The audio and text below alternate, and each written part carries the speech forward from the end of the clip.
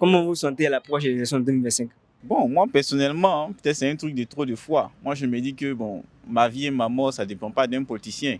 Ça ne dépend pas du fait qu'on tire les armes en l'air ou pas. Mais c'est une question de nous sommes venus vivre pour Dieu et que voilà, peu importe ce qui va se passer, voilà, ceux qui ont encore des choses à prouver sur la terre, je pense qu'ils vont continuer à vivre.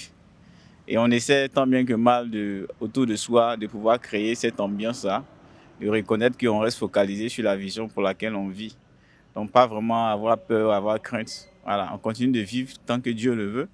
Et on espère que Dieu permettra aux politiciens d'avoir la bonne entente qu'il faut pour que voilà, il y ait toujours la paix après les élections de 2025. Euh, Plutôt bien. Voilà, je pense que nous sommes dans une saison où Dieu veut faire de belles choses avec la Côte d'Ivoire. Donc, Dieu prendra le temps. Si nous sommes fidèles et si nous sommes, je dirais, si nous craignons Dieu, il va nous envoyer quelqu'un qui pourra nous faire sortir euh, de tout ce que nous avons traversé, je dirais, comme difficulté au niveau de ce pays.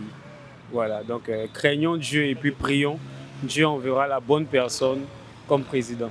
Dites-moi, comment vous vous sentez à l'approche des élections de 2025? Vraiment, l'élection, c'est pas mon truc, hein.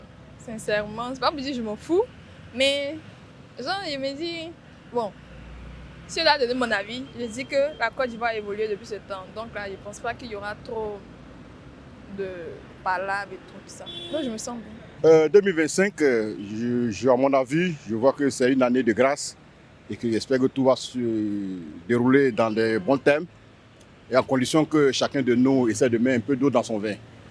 Imaginez, hein, de génération en génération, hein, si la génération qui est là, si elle ne partait pas, comment d'autres générations aussi peuvent venir ajouter aussi son grain à l'édifice. Donc tout et chacun est venu servir la nation. Il faut que chacun essaie de comprendre qu'elle n'est pas le seul à gérer. Un peu, chacun avoir son expérience dans la chose et puis on essaie d'avancer. Tout le monde savait que ça, tôt ou tard, ça allait arriver. Voilà, donc on s'attendait plus ou moins. Nous sommes en 2025. Nous ne souhaitons que la paix, que celui qui mérite le pouvoir vienne au pouvoir. Voilà. En tout cas, c'est la paix seulement que nous recherchons dans ce pays.